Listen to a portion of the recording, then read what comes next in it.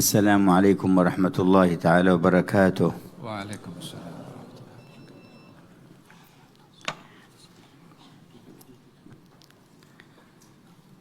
الحمد لله وفرصة طيبة وساعة مباركة.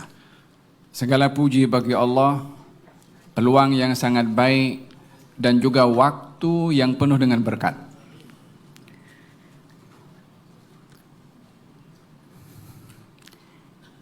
في ساعة اتصال عبيد بسيدهم ومولاهم ومخلوقين بخالقهم ومصنوعين بصانعهم.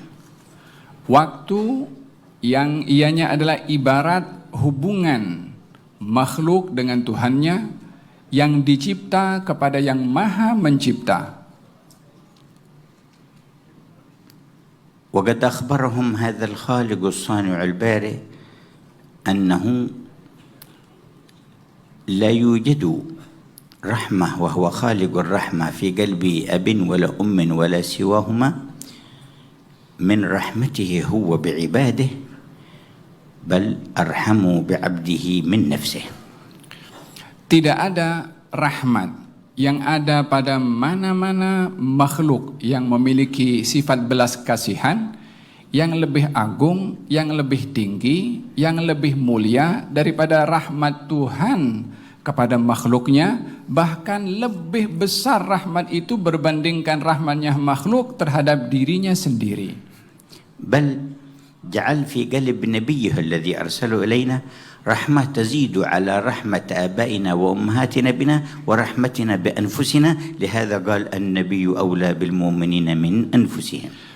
Dan juga diberikan rahmat itu kepada Nabi Muhammad SAW yang mana beliau memiliki belas kasihan dan rahmah terhadap umatnya lebih daripada belas kasihan dan rahmat seorang ayah atau ibu kepada anaknya. Dan inilah yang diterjemahkan tentang rahmatnya Nabi terhadap umatnya dalam firman Allah Subhanahu wa taala yang bermaksud Nabi Muhammad itu lebih diutamakan berbandingkan diri orang-orang yang beriman.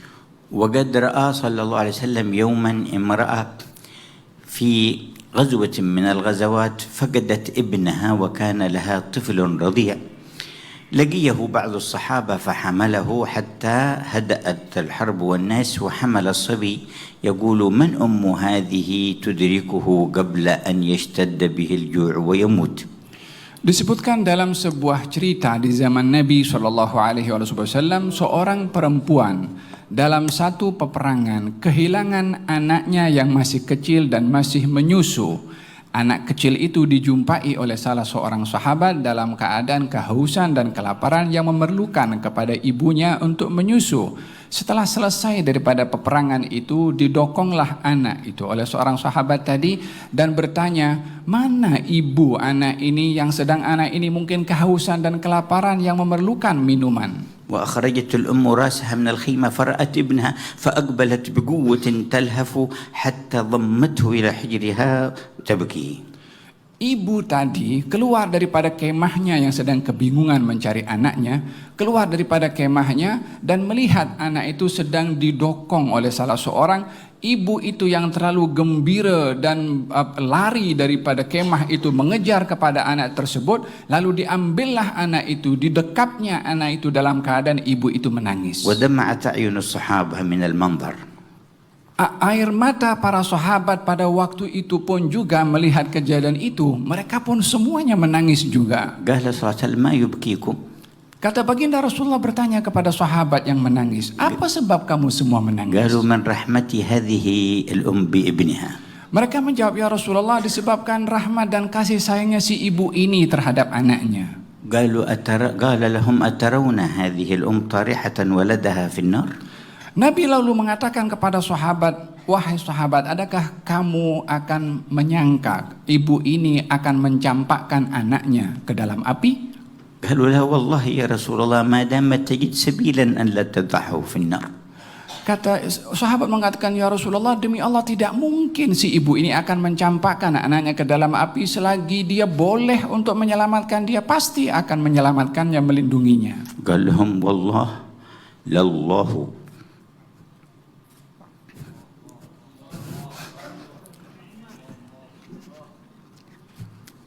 لله أرحم بعبده المؤمن من هذه بابنها. Demi Allah, kata baginda Rasulullah, demi Allah, Allah itu lebih mengasihi kepada hambanya lebih daripada kasih sayang si ibu ini terhadap anaknya.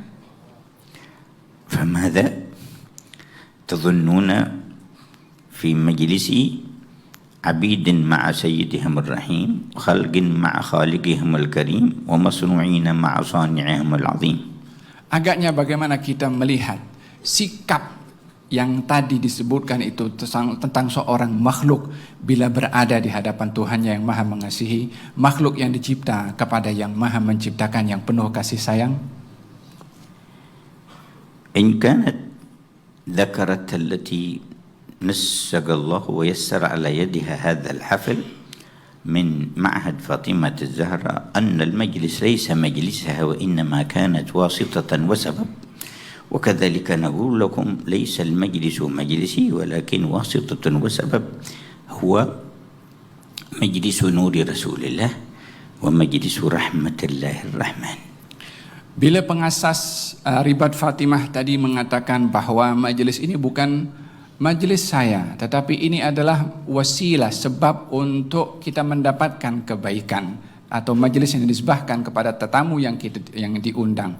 Beliau Al-Habib Umar mengatakan majelis ini pun juga bukan majelis saya, tetapi ini adalah majelis yang serpihan cahayanya itu adalah dari serpihan cahaya Nabi Muhammad SAW. فمرحبا بكم في مجلس الرحمن ورسوله. Selamat datang kepada kamu semua yang hadir dalam satu majelis untuk mendapatkan rahmat dan belas kasihan daripada Allah dan juga Rasulnya. وقد ذكر لنا رسول في صفة هذا الرحمن جل جلاله أنه أفرح بتوبة عبده من الضال الذي ضل شيئا ثمينا له ثم وجده فجأة، ومن الظمآن الذي اشتد ظمأه ثم وجد الماء فجأة، ومن عقيم لا ولد له حملت زوجته وجاء الولد. Disebutkan oleh Nabi Muhammad SAW bahwasanya Tuhan yang Maha Pengasih ini lebih gembira dengan taubatnya seorang hamba kepadanya lebih daripada gembiranya seorang yang kehilangan barang yang begitu sangat berharga lalu dijumpainya. Lebih gembira daripada seorang kehausan yang kehausan sangat yang boleh mati karena haus lalu menjumpai air untuk diminumnya. Lebih gembira daripada seorang ibu yang mandul tidak boleh melahirkan lalu ibu itu dapat melahirkan. Allah lebih gembira dengan taubat hamba lebih daripada mereka itu. وهو الغني عن الخلق أجمعين ولكن هذه رحمته. Walaupun Allah itu maha kaya dan tidak memerlukan kepada semua makhluknya, tetapi Allah ingin menampakkan sifat belas kasihannya. وقد علق الشيطان قلب رجل من بني إسرائيل بامرأة كانت خادمة لبعض الناس في منطقته، وأخذ يتتبعها حتى أرسلوها يوما إلى قرية خارج قريتهم فألحقها في الطريق. Diceritakan bahwasanya ada syaitan ada mengganggu salah seorang di mana seorang wanita yang dia ditugaskan kepada satu wilayah, satu negeri untuk melakukan sesuatu lalu diikutinya di perjalanan. فلما دنا منها يكلمها قالت له يا هذا أنا في نفسي أشد شوقا إليك منك إلي لكني أخاف الله. Katanya, wahai fulan, sesungguhnya saya ini adalah lebih memerlukan kepada apa yang kamu rindui, apa yang kamu inginkan untuk melakukan hal yang tidak baik, tetapi saya ini takut kepada Allah Subhanahu wa taala. لما خرجت الكلمات من قلب صادق أثرت في قلب الرجل.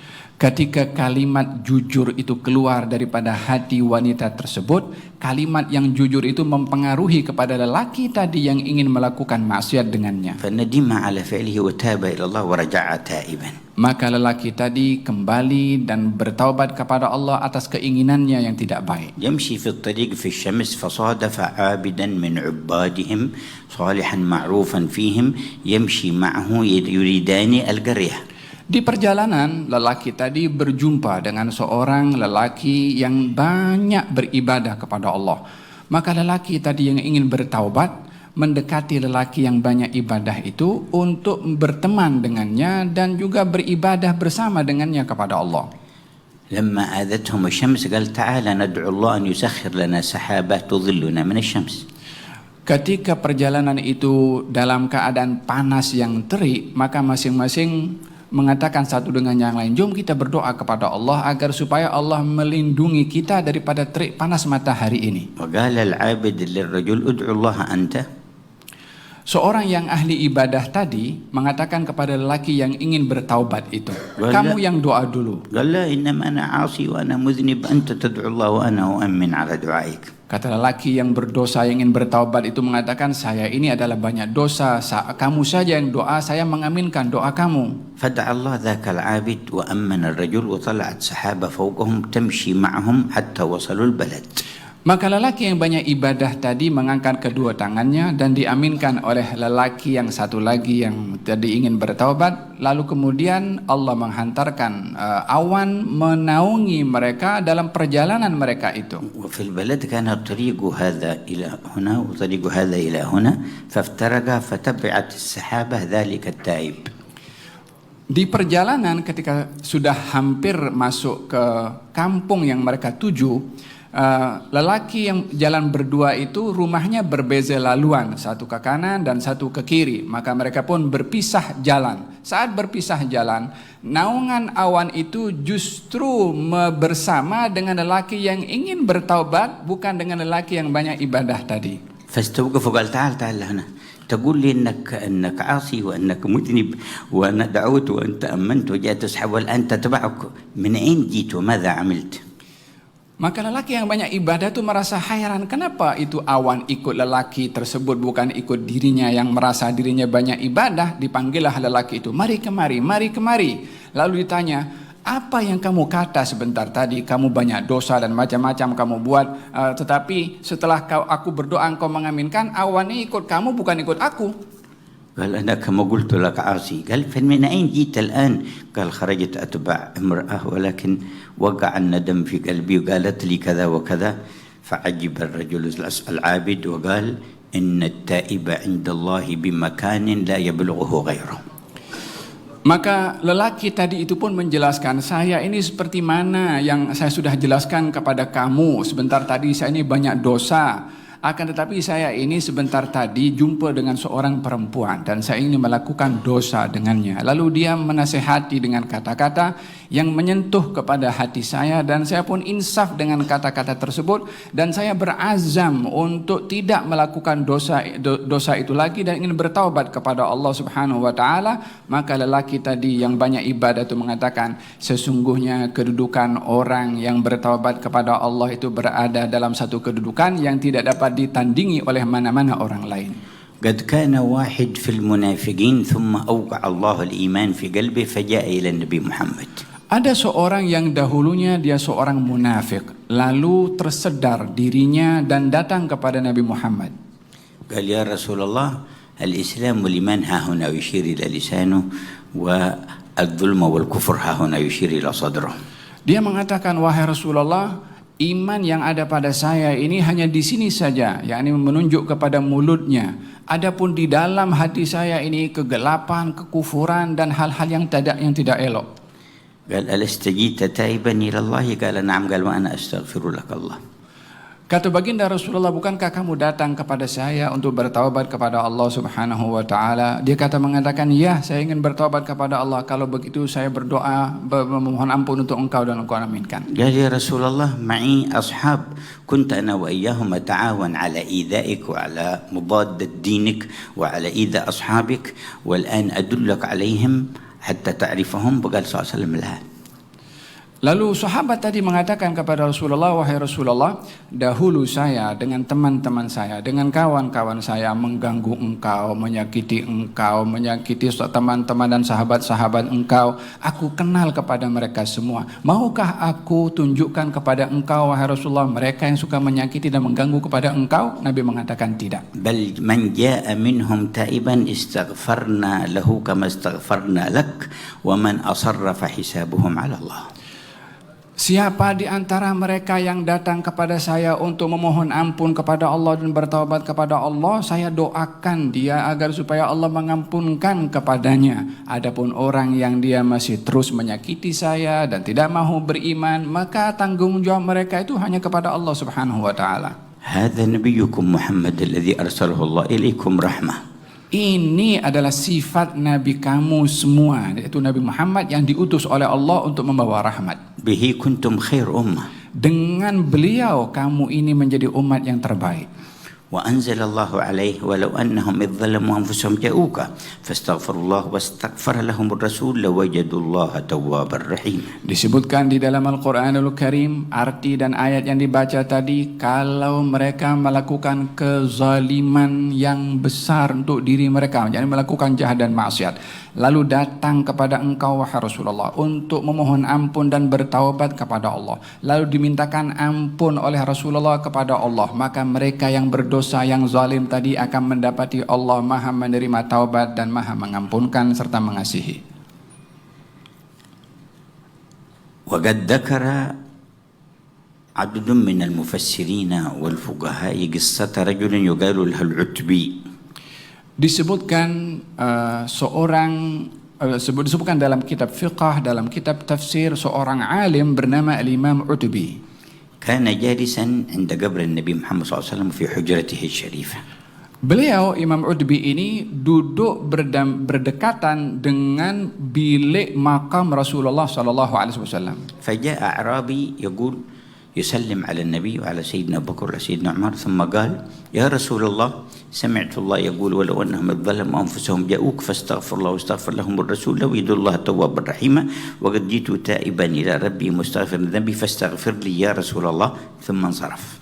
Seorang badui datang dan berziarah kepada Rasulullah, mengucapkan salam kepadanya, mengucapkan salam kepada Sayyidina Abu Bakar, mengucapkan salam kepada Sayyidina Umar, lalu mengatakan, wahai Rasulullah, saya dapati dalam Al-Quran Allah itu berfirman, kalau mereka melakukan dosa dan zalim kepada diri mereka sendiri, yakni melakukan maksiat, lalu datang kepada engkau, memohon ampun kepada Allah dan dimintakan ampun oleh engkau kepada Allah, maka orang yang zalim tadi akan mendapati Allah Maha menerima taubat dan juga Maha mengasihi. Saya datang kepada engkau untuk memohon, untuk bertaubat dan memohon ampun kepada Allah, mintakan kepada Allah ampun untuk saya.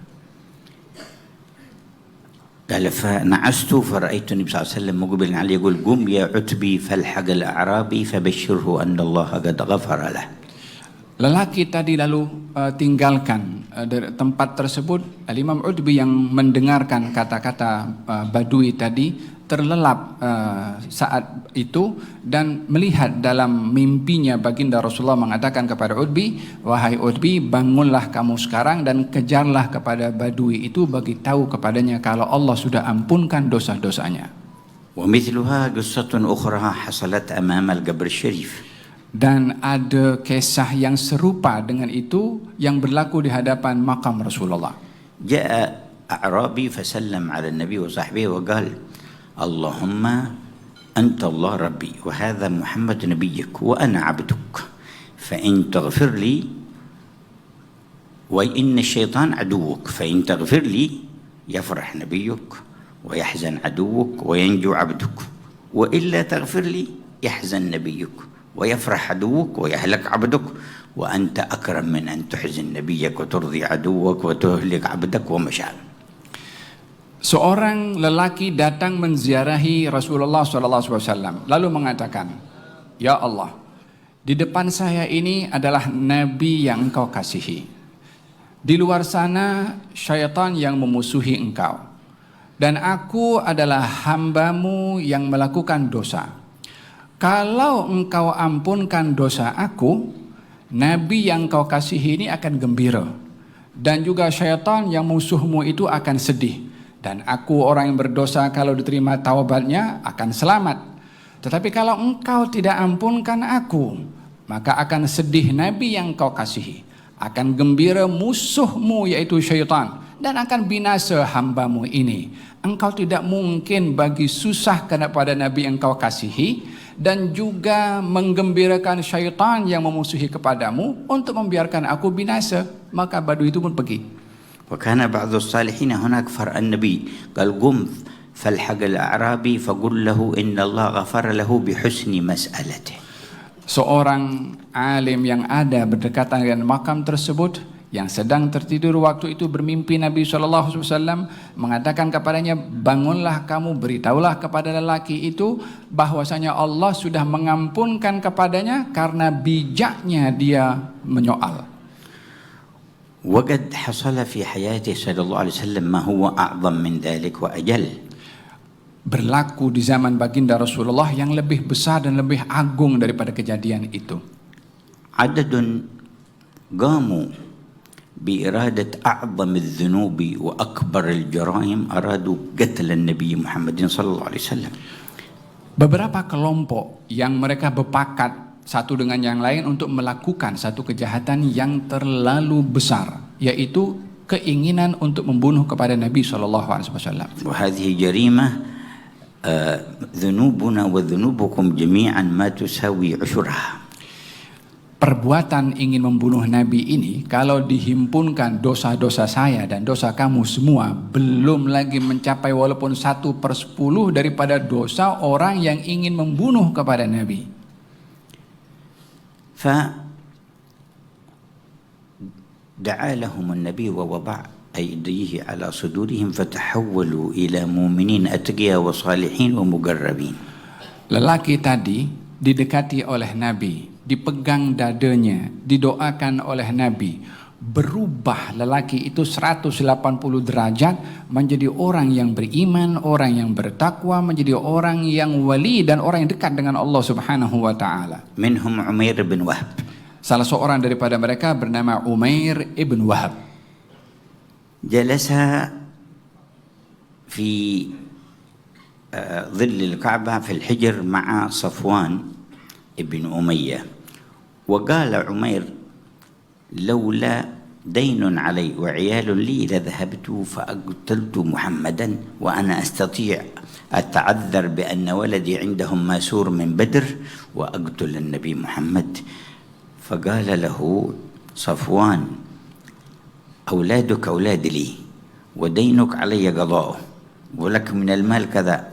قال فاكتم علي أمري حتى أذهب وأنفذ هذه الخطة.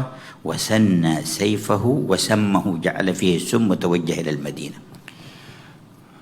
Umair ibn Wahab tadi satu hari duduk dengan Safwan ibn Umayyah di bawah Ka'bah berhampiran dengan Hijr Ismail. Di situ duduk mereka berdua dan sembang-sembang mereka berdua. Kata Umair mengatakan kepada Safwan, wahai Safwan, kalau bukan oleh karena saya ini ada hutang, dan kalau bukan oleh karena saya ini ada keluarga yang perlu saya jaga, maka saya akan pergi kepada Muhammad, akan saya bunuh dia, dan saya tahu bagaimana saya mencari jalan untuk dekat dengan dia, untuk membunuh kepada dia dengan alasan anak saya sedang ditawan olehnya setelah peperangan. Dengan alasan itu saya datang untuk menebus anak saya. Bila saya dekat dengan Muhammad, saya akan bunuh dia dengan satu pedang yang sudah ditajamkan dan sudah dikasih racun pedang itu sehingga tak boleh selamat daripada pedang saya ini, kata Umair. Maka kata Safwan mengatakan, kalau aku jamin hutangmu aku bayar, keluargamu adalah keluargaku, aku berikan nafkah kepada mereka dengan syarat engkau tunaikan apa yang engkau azamkan sebentar tadi. Maka dilakukanlah olehnya, disiapkan pedang diisi dengan racun dan berjalan menuju kepada Rasulullah. فكان صفوان يقول لأهل مكة سيأتي خبر في هذه الأيام ينسيكم وقعة بدر ومن قتل من أبائكم. Mereka berdua berpakat jangan bagi tahu siapa-siapa apa yang kita discuss malam ini. Maka berangkatlah itu Umair.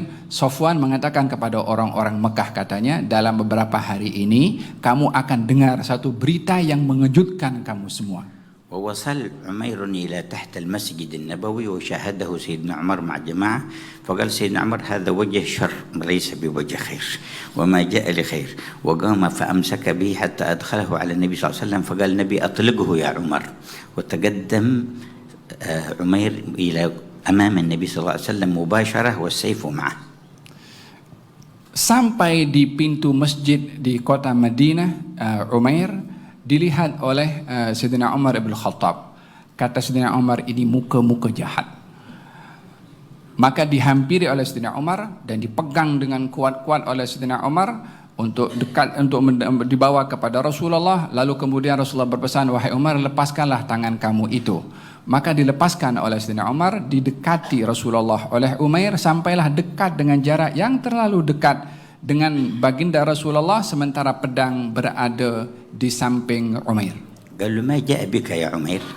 Kata Nabi, kamu datang dengan tujuan apa wahai Umair? جئت أتفاهم معكم في شأن ابني عندكم ماسور فأديكم فيه وأعطيكم مال واستخرج ابني. Kata Umair mengatakan, saya datang, kamu tahu anak saya ditawan oleh kamu, saya datang untuk menebus anak saya, berapa yang kamu mahu saya akan bagi semahu kamu. قال فما بال السيف؟ Lalu kenapa kamu datang dengan membawa pedang? فأجاب الجواب الدبلوماسي على قولهم، يقال قبحها الله من سيوف ما أغنت عنا شيئا يوم بدر. Dijawab oleh Umair dengan jawaban diplomatik. Katanya, apa guna pedang ini sementara dia tak bermanfaat pun pada peperangan yang lalu kami kalah. Pedang ini tak boleh memberi manfaat apa-apa, katanya. قال أصدقني يا عمير لماذا جيت؟ Kata baginda Rasulullah, wahai Umair, cakap jujur, untuk apa kamu datang kemari? قال ما هو إلا لي وأخطبكم في ولدي. Kata Umair mengatakan, tak ada sebab lain kecuali saya ingin menebus anak saya. قال له لا بل جلست مع صفوان في الحجر وقلت له كذا وقال لك كذا وتكفلت بقتلي وجيت لتقتلني والله حائل بينك وبين ذلك. Kata baginda Rasulullah, tidak betul begitu. Kamu duduk dengan Safwan di tempat ini, diceritakan apa perbualan antara Umair dengan Safwan bin Umayyah yang berlaku perbualan antara mereka berdua, dan kau datang bukan untuk yang kau kata tadi kepada aku, tapi untuk membunuh kepada aku, kata Nabi sallallahu alaihi wasallam. اهتز قلبه. Maka bangkitlah dan tersedarlah, tergetarlah hati daripada Umayyah tadi. والله ما علم بهذا حد غيري وغير صفوان حتى أهلي وأولادي وأهله لا يعلمون. Katanya, tiada seorang pun daripada kami berdua yang tahu perbualan kami berdua. Hatta keluarga saya pun tak tahu apa yang kami bincangkan. ولكنك نبي حقا أمدد يدك أنا أشهد أن لا إله إلا الله وأن محمد رسول الله. Tapi engkau adalah nabi yang memang jujur dan benar, hulurkan tanganmu dan mengucap dua kalimat syahadah.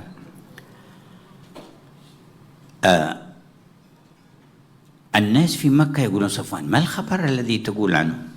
Orang-orang di Mekah semua pada menunggu, mana berita yang kamu katakan, kami sedang menanti-nanti berita yang kamu janjikan, ada berita yang heboh. قال سيأتي هذه الأيام. Katanya akan datang tak lama lagi. وأخذ يترقب من يجي نحو المدينة يقول هل من خبر هل من حدث؟ يقولون لا. Maka Safwan waktu itu setiap orang datang daripada Madinah ditanya, ada apa-apa berlaku ke? Ada kejadian-kejadian yang hebat berlaku ke? Mereka yang datang mengatakan tidak ada. حتى وصل ناس من المدينة قال لهم هل في المدينة خبر؟ قالوا لا. Sehingga beberapa orang pun yang datang kemudian ditanya lagi, ada berita apa ke? فما فعل عمير بن وهب؟ قالوا قد أسلم.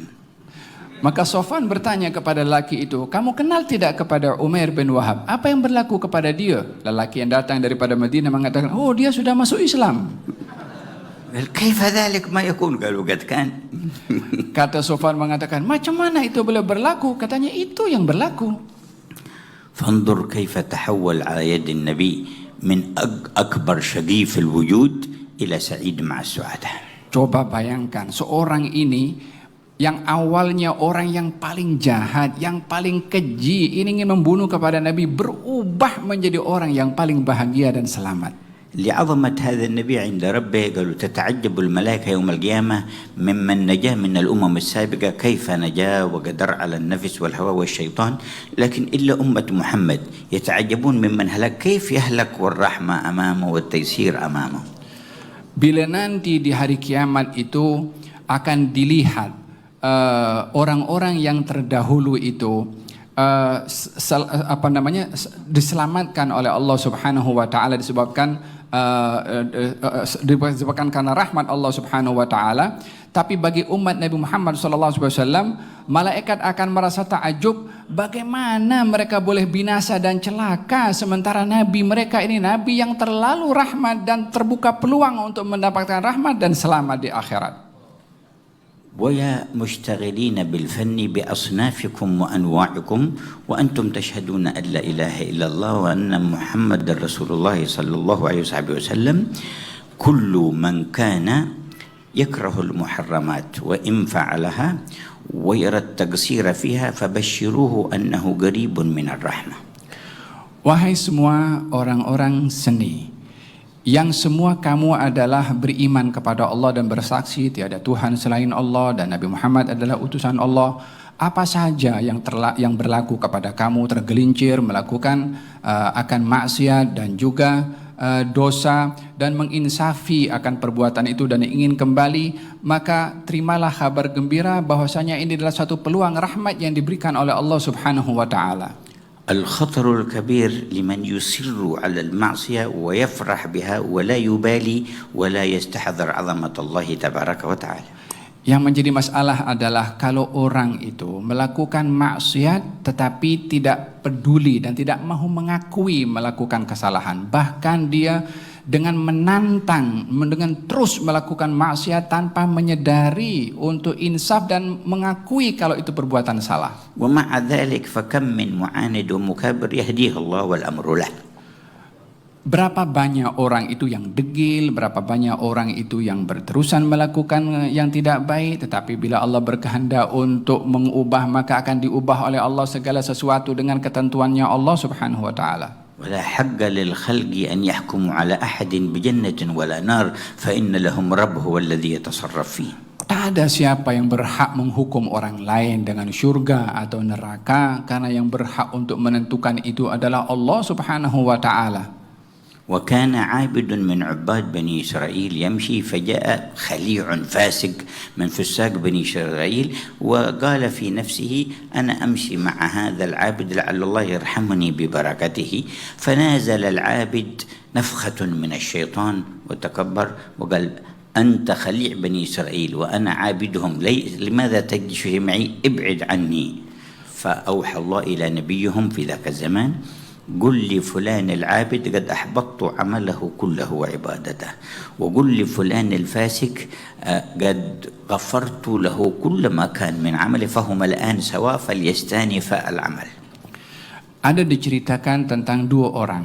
Yang satu ahli ibadah daripada golongan Bani Israel, yang kedua ahli maksiat, ahli perbuatan dosa, orang fasik. Maka si fasik ini mengatakan, saya ini ingin berteman dengan orang yang baik, yang ahli ibadah. Ini mungkin saja berteman dengannya Allah akan merubah nasib saya.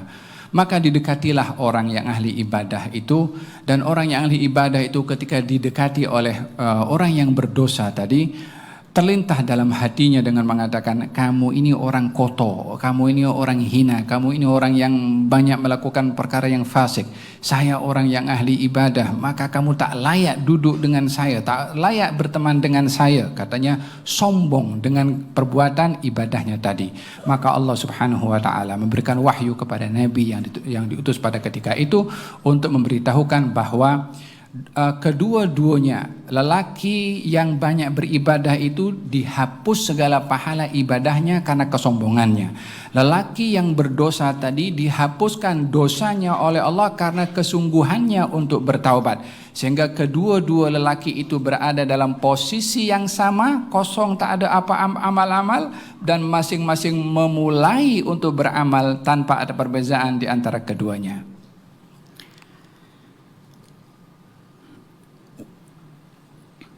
وهكذا نظر الله إلى القلوب حتى قالوا رب ذي معصية أورثته ذلا وانكسارا كان أقرب إلى رحمة الله من صاحب طاعة أورثته عزا واستكبارا. Demikianlah yang berlaku kepada hati bila berubah. Katanya dikatakan mungkin saja hati orang yang menyesal daripada perbuatannya itu lebih baik daripada hati orang yang dia sombong dengan ibadahnya. وحدثنا النبي عن رجل من بني إسرائيل أيضا كان من الصالحين وعطش في برية وصحراء فأغمي عليه من العطش وجاء رجل كان من العصاة ومعه ماء لما رأى أثر الإنسان أقبل عليه فعرف أنه أغمي عليه من العطش. Disebutkan juga di dalam hadis baginda Rasulullah bersabda, dahulu di zaman Bani Israel ada seorang yang berjalan di satu perjalanan yang panjang, lalu didapati seorang itu kehausan dan tidak ada air untuk diminumnya sehingga orang itu pengsan karena kehausan. Lelaki itu dijumpai oleh seorang yang banyak dosa, yang pengsan tadi laki banyak ibadah, yang menjumpai seorang lelaki yang banyak melakukan dosa yang sedang membawa air. فعرفه أنه العابد الصالح. Maka lelaki tadi mengetahui yang pengsan ini adalah seorang hamba yang saleh. وأخذ يقول إن أعطيته هذا الماء ربما أنا أتعرض للعطش في هذه الصحراء فأتضرر بذلك. Maka lelaki itu mengatakan, ini lelaki pengsan adalah sebabkan karena haus. Saya ada air. Kalau saya beri air saya kepada dia, mungkin di perjalanan nanti saya yang akan menanggung resiko kehausan dan juga kesusahan. وإن تركت هذا الرجل الصالح في هذا المكان ولم وأبخلت عليه بماء فما أظن أن يرحمني الله بعدها أبدا. Tetapi kalau saya biarkan lelaki yang pengsan ini saya tidak beri air kepadanya, maka perbuatan saya ini tidak mungkin lagi akan diampunkan oleh Allah karena membiarkan dia itu menjadi binasa. فخرج وقطر في فمه من الماء حتى أفاق وسقاه الماء. Maka diambillah air itu dan dibasahi bibir lelaki yang pengsan tadi sehingga sedarlah lelaki itu dan diberikan minuman air yang ada padanya. قال صلى الله عليه وسلم فإذا كان يوم القيامة أمر الله الملائكة أن تأخذ ذلك العاصي إلى النار. Di hari kiamat nanti diperintahkan kepada lelaki yang hidupnya di dunia itu banyak melakukan dosa, diperintahkan kepada malaikat untuk dibawanya menuju ke neraka. قال فيرفع الله له وجه العابد الذي أنقذه وهو الملائكة حاملته إلى النار. Maka ditampakkan oleh Allah Subhanahu wa taala melalui seorang malaikat yang menunjukkan lelaki tadi yang diselamatkan untuk diberi air yang sedang menuju ke surga. فيقول يا فلان هل تعرفني؟ قال من أنت؟ قال أنا الذي سقيتك الماء في يوم كذا وكذا. قال فيقول للملائكة قفوا حتى أسأل ربي فيه. Maka lelaki yang sedang dibawa ke neraka oleh malaikat berselisih dengan lelaki yang ahli ibadah tadi yang sedang dibawa oleh malaikat menuju ke surga, berselisih dan nampak satu dengan yang lain. Maka lelaki yang berdosa tadi mengatakan, wahai fulan, kamu ingat tak sama saya? Saya dulu yang pernah memberikan minum kepada kamu saat kamu memerlukan air minum. Maka malaikat ketika mendengarkan perbualan mereka berdua, mereka mengatakan, saya akan tanya dulu kepada Allah tentang nasib mereka ini bagaimana. وهو يقول له هؤلاء الملائكة تأخذون النار فإن كان لك عند الله جاه ومكان فتشفع فيه.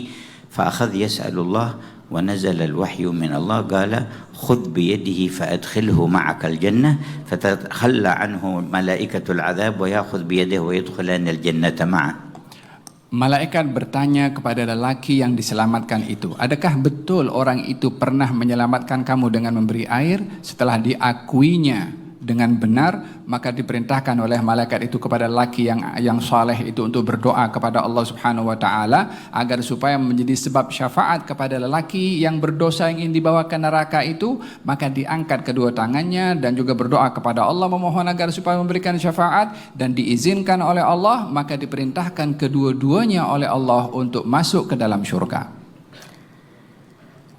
Allahu la ilaha illallah. وهكذا أنبأنا صلى الله عليه وسلم عن الله بالنبأ العظيم علق قلوبنا به وبرحمته. Demikian dikisahkan oleh Nabi Muhammad sallallahu alaihi wa ala alihi wasallam untuk mengajarkan kepada kita bagaimana meletakkan ketergantungan dan harapan kepada Allah Subhanahu wa taala yang Maha Mengasihi. ها نحن بين يديه جل جلاله وتعالى في علاه تعرض علينا بضاعة حملها إلينا رسول الله صلى الله عليه وسلم. Kita pada malam hari ini berada dalam satu majlis yang sedang dihidangkan kepada kita, hidangan yang dibawa oleh Rasulullah sallallahu alaihi wasallam. علمنا بها أن أهل الذنوب والمعاصي ما دام الواحد منهم يكره تلك الذنوب ويحب التوبة عنها فهو على خير. Kita mengetahui bahwa seorang yang dia sadar dirinya melakukan maksiat dan tahu perbuatan itu maksiat dan berusaha untuk berubah, maka ia berada dalam kebaikan. ثم إن كان في أثناء تلك المعصية أو بين أهل المعاصي يتجنب شيئا من المعاصي فيكون ما يتجنبه كفارة لشيء يفعله وهكذا حتى تأتيه رحمة الله. Bila ia berusaha untuk menjauhkan diri daripada perbuatan yang tidak baik, maka menjauhkan dirinya itu akan menjadi sebab penghapusan akan ketergelincirannya ketika melakukan perbuatan yang salah. وإن كان في أثناء ذلك يذكر الله بقلبه وينوي الخير له ولمن حوله فيكون كذاكر الله في الغافلين يتضاعف له أجره ويعظم قدره. Bila ia pun bersungguh-sungguh untuk menyebarkan kebaikan di saat dirinya itu berada di sekeliling tempat-tempat yang tidak baik atau tempat-tempat yang berdosa dengan mengingati Allah Subhanahu wa taala, maka kesungguhannya mengingati Allah pada saat itu akan menjadi sebab diberikan pahala yang berlipat ganda oleh Allah Subhanahu wa taala kepadanya untuk menjadi orang yang berubah. وذاكر الله في الغافلين كمنزلة الصابر في الفارين. Dikatakan orang yang berzikir kepada Allah Subhanahu wa taala di tengah-tengah orang yang lalai, kemanzilat الصابر يعني في الجهاد في سبيل الله أمام الحاربين الفارين من الزحف. Perumpamaan orang yang berzikir kepada Allah di tengah-tengah orang-orang yang lalai, umpama orang yang dia tetap tegar dalam perjuangan dalam jihad walaupun yang lain lari daripada peperangan. ومثل الذي يذكر ربه والذي لا يذكر كمثل الحي والميت. Perumpamaan orang yang berzikir mengingati Allah selalu dan orang-orang yang tidak mahu mengingati Allah, perumpamanya adalah umpama orang yang hidup dan mati. ولما كانت الأسواق محل الغفلة غالبا جعل صلى الله عليه وسلم في الذكر في السوق ثوابا خاصا. Oleh karena pasar itu menjadi tempat kebiasaannya ramai orang-orang lalai, maka dijadikan oleh Rasulullah berzikir di tengah-tengah pasar pahala yang khusus. فقال في الحديث الصحيح من مر في السوق فقال لا إله إلا الله وحده لا شريك له له الملك وله الحمد يحيي ويميت وهو حي لا يموت بيده الخير وهو على كل شيء قدير كتب الله له 1000 حسنة ومحى عنه 1000 سيئة ورفع له 1000 درجة. Disebutkan dalam hadis, barang siapa orang yang dia berada di pasar lalu dia berzikir la ilaha illallah wahdahu la syarikalah lahul mulku wa lahul hamdu yuhyi wa yumiit wa huwa hayyun la yamut biyadihil khair wa huwa ala kulli syai'in qadir, maka akan diampunkan oleh Allah Subhanahu wa taala ribu-ribu dosa, akan diberikan lipat ganda oleh Allah ribu-ribu pahala, dan diangkat derajatnya oleh Allah ribu-ribu darajat. فهذه 3 ملايين يحصلها بالمرابحة مع الله تعالى في لحظات. Bila dikumpulkan ribu-ribu tadi adalah umpama 3 juta pahala diberikan oleh Allah hanya pada zikir sesaat di tengah-tengah pasar. لكن مليون رنجت ومليون دولار صعب يحصلها في لحظات. Tapi $1.000 atau $1 juta ataupun lebih daripada itu susah nak didapat dalam sesaat. ولو حصل ملايين الرنجات والدولارات ستذهب وتفنى ثم لا تنفع ولكن هذه الملايين تستمر له إلى الأبد. Kalaupun boleh dapat sesaat juta-juta ringgit atau juta-juta dolar, akhirnya pun akan hilang juga. Tetapi juta-juta pahala yang diberikan oleh Allah pada sesaat tadi, ia kekal selama-lamanya sampai di akhirat. فمن عرض علينا أي شيء من شهرة أو مال أو غير ذلك في الدنيا فهذا الله ورسوله يعرضان علينا الجنة والرضوان وسعادة الأبد. Kalau ada orang yang mempengaruhi dan menawarkan kepada kita tentang kemasyhuran, tentang keduniaan, tentang pelbagai macam yang diinginkan daripada publicity, ini juga ada tawaran, ada offer, tender daripada Rasulullah SAW untuk mendapatkan ridha daripada Allah, untuk mendapatkan syurganya Allah, untuk mendapatkan rahmatnya Allah. Dua-dua ada offer kepada kita. وكل من له وجهة إلى الله وصدق مع الله يتحول جميع حاله حتى فنه وأغانيه وأصواته إلى سبب قربة إلى الله بل إلى دعوة إلى الله تعالى. Mereka yang bersungguh-sungguh untuk berubah, maka akan dijadikan profesinya, pekerjaannya dalam dunia seni atau lagu ataupun menyanyi, akan menjadi sebab untuk digunakan kebaikan dan sebab untuk dakwah, untuk mendekatkan diri kepada Allah melalui profesinya.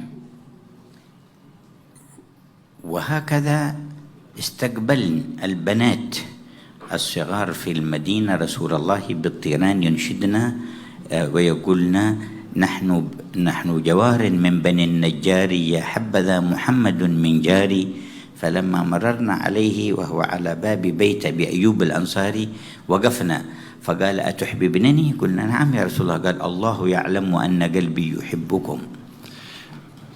Daripada contoh penghargaan kepada seni yang ditunjukkan oleh Nabi SAW, terdapat beberapa jawari, anak-anak kecil, perempuan yang mereka mendendangkan lagu di hadapan Nabi sambil memukul kompang di hadapan Nabi, sementara Nabi baru sampai dalam hijrahnya di hadapan rumah Abu Ayyub Al-Ansari. Melihat perempuan-perempuan anak-anak itu sedang mendendangkan lagu dengan kompang, maka Nabi tidak terus masuk ke rumah Abu Ayyub, tapi berhenti dan melihat kepada mereka dan bertanya kepada mereka, kamu semua cintakah kepada saya? Kata mereka mengatakan, ya Rasulullah, ya kami cinta kepadamu. Kata baginda Rasulullah, saksikanlah bahwasanya hati saya pun cinta kepada kamu semua.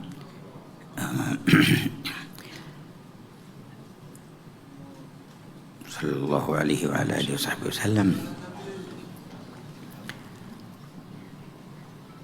وكان يقول لسيدنا حسان الشاعر إن جبرائيل وميكائيل معك ما نافحت عن رسول الله. Dikatakan kepada seorang penyair, seorang ahli puisi di zaman Nabi SAW bernama Hassan bin Thabit. Kata Nabi, sentiasa Jibril dan Mikail bersama dengan engkau wahai Hassan, selagi mana engkau membela Allah dan juga Rasulnya dengan puisimu. وقال إن من الشعر الحكمة. Dikatakan dalam hadis, sesungguhnya pada syair, pada puisi itu ada hikmah di dalamnya. من لطيف ما وقع لبعض مشايخنا كان يسمع في سيارة قصيدة تنشدها أم كلثوم المصرية. Di antara kisah yang menarik perhatian daripada beberapa guru-guru kami, ketika naik kereta mendengarkan lagu yang didendangkan oleh Ummu Kulthum. وكان في الكلمات كلمات طيبة ويأخذ الشيخ منها معاني رفيعة. Tetapi kalimat yang didendangkan lagunya oleh Ummu Kulthum ini kalimat-kalimat yang mengandungi arti dan maksud yang begitu yang baik, maka diambillah pemahaman itu oleh Syekh ini dengan pemahaman yang tinggi dan luas. وبعضها تشير إلى النبي صلى الله عليه وسلم. Sebagian daripada bait-bait syair yang didendangkan oleh Ummu Kulthum adalah menceritakan tentang kemuliaan Nabi Muhammad sallallahu alaihi wasallam. فقال له عالم بجنبه يا شيخ ماذا تسمع هذا؟ قال إن هذه التي تغني ستصلي على جنازتها أنت. Kata seorang alim yang ada dalam kereta, orang alim lain dalam kereta mengatakan kepada alim sedang mendengarkan lagu itu, katanya, wahai Syekh, kamu seorang alim besar mendengarkan lagu perempuan ini, katanya. Kata lelaki, kata Syekh itu mengatakan, ini seorang yang menyanyi ini bila meninggal nanti kamu yang akan sholat jenazah kepadanya. بعد مدة ذهب هذا العالم معه بنت يعالجها في القاهرة في مصر. Tak lama daripada hal itu berlaku, seorang alim ini pergi ke Mesir membawa anaknya untuk berobat. ويمشي يوم في الطريق فوجد جنازة فيها ناس كثير، قال للسائق اصبر حتى نصلي على هذه الجنازة، وخرج يصلي معهم على الجنازة، ولما رجع يسألوا من، قال له جنازة أم كلثوم. Orang alim itu ketika sampai di Mesir dan berjalan di satu kawasan, lalu melihat orang ramai berjalan. Kemudian apa ini yang sedang berlaku? Katanya ada jenazah yang akan disolatkan. Maka dia pun turun juga untuk sholat jenazah, ingin mengambil pahala. Maka dia pun sholat, selesai daripada sholat ditanya, jenazah siapa ini? Katanya jenazahnya Ummu Kulthum. فلولا تدارك الله لها بالرحمة وحسن خاتمة ما صلى هذا الولي عليها. Kalau bukan oleh karena didahulukannya rahmatnya Allah kepada perempuan itu, maka tidaklah orang alim ini akan sholat kepadanya. وَلِلَّهِ فِي خَلْقِهِ شُؤُونٌ جَلَّ جَلَالُهُ. Allah subhanahu wa ta'ala itu menyimpan rahasia pada ketentuan dan juga perbuatannya Allah.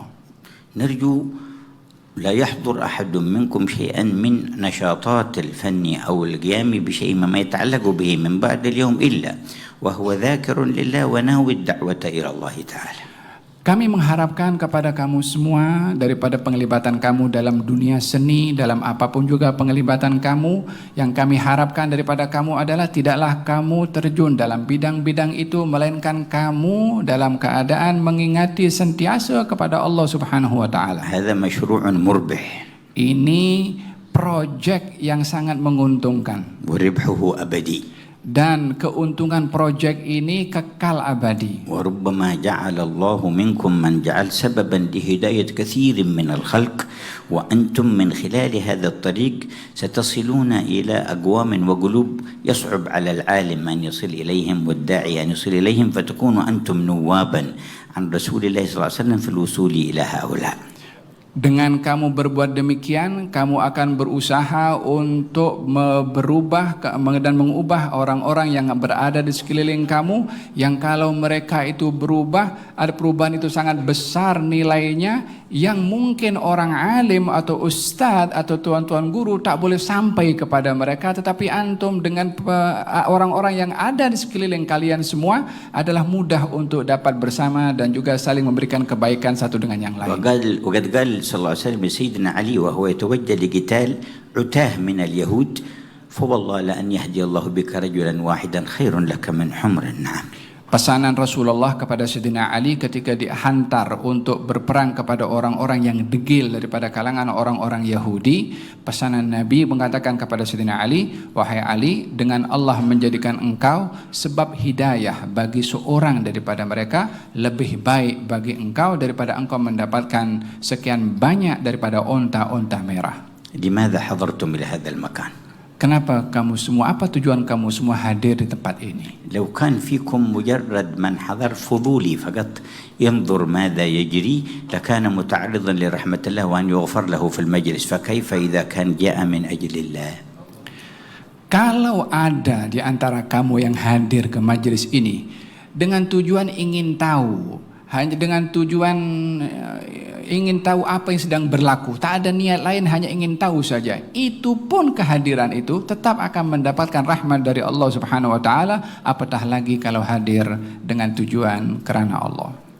فإن الله يقول للمجتمعين على ذكره أشهدكم يا ملائكتي أني قد غفرت لهم، فيقول ملك من الملائكة فيهم فلان خطأ، يعني كثير الخطايا والذنوب ولم يأتي بقصد الذكر وإنما لحاجة فحضر معهم، يقول الله وله قد غفرتهم القوم لا يشقى بهم جليسهم. Allah berfirman kepada nabinya mengatakan bahwasanya mereka yang hadir dalam majelis-majelis zikir, majelis-majelis kebaikan ini dibagi tahu oleh Allah kepada malaikat. Wahai malaikat, saksikanlah mereka yang hadir dalam majelis itu aku ampunkan dosa-dosa mereka semua. Malaikat mengatakan kepada Allah, wahai Allah, di antara mereka yang hadir dalam majelis itu datang bukan untuk majelis, datang saja macam tu, dia pun banyak dosa, adakah engkau ampunkan juga?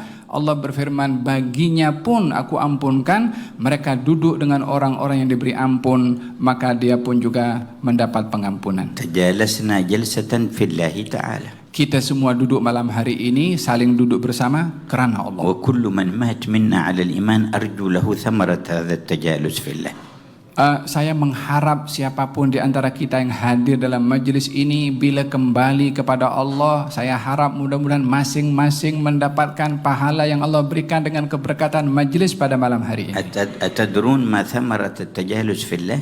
Tahukah kamu apakah buah dan hasil orang itu kalau duduk bersama hanya semata-mata karena Allah? ينادي مناديه يوم القيامة أين المتجالسون فيه؟ أين المتحابون فيه؟ أين المتبادلون فيه؟ اليوم أظلهم في ظل عرشي يوم لا ظل إلا ظلي. Disebutkan di dalam hadis nanti di hari kiamat akan dipanggil orang-orang yang memiliki sifat. Siapa di antara mereka di dunia yang duduk bersama karena aku? Siapa di antara mereka hidup di dunia saling kasih mengasihi karena aku? Siapa di antara mereka ketika di dunia saling membantu karena aku? Hari ini aku lindungi mereka. Di hari tiada perlindungan kecuali perlindungan aku sahaja. بل نرجو هذا العطاء من الله لمن كان يشاهد هذا وهو غير حاضر معنا هنا على أي وسيلة من هذه الوسائل،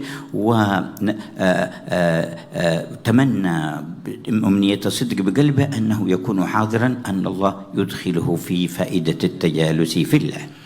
Dan saya juga berdoa kepada Allah Subhanahu wa taala akan kebaikan yang kita minta sebentar tadi kepada Allah juga diberikan kepada mereka yang menyaksikan melalui live streaming, yang tak dapat hadir ke tempat ini, yang punya azam untuk hadir dalam majlis pada malam hari ini. Saya berdoa semoga mereka pun juga dapat pengampunan daripada Allah seperti mana kita pada malam hari ini. سامحونا على التطويل. Saya mohon maaf kalau terlalu panjang saya berbicara. وإنما لمنتظرون ثمرات هذا المجلس.